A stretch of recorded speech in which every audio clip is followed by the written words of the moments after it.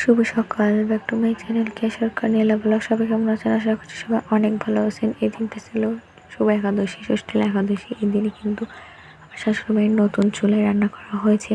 এটি আমার শাশুড়ি মায়ের নিচে হাতে তৈরি করা উনান। কেমন হয়েছে অবশ্যই কমেন্ট করে জানিও। যেহেতু এটা নতুন উনান, তাই একাদশীর দিনকে উদ্বোধন করা হয়েছে। আর এখানে আমি সবজি কেটে রেখেছিলাম। কিয়ারানি একাদশীর রান্না করছে। আমি না, মা করবে। আমি একটু দুধ জাল দিচ্ছিলাম, পাকা ধরাই গেছে। আমি একটু জাল দিচ্ছি আর মা হচ্ছে ভিডিও করছে।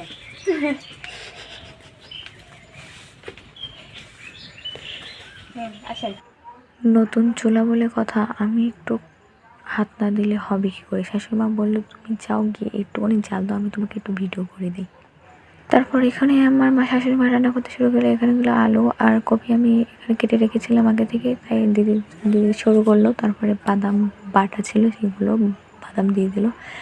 তারপরে ওখানে দিয়ে সন্দ লবণ ছড়িয়ে দিল। আর আমি এখানে একটু ঝাল ছড়াই দিচ্ছিলাম। তো আজকের ভিডিও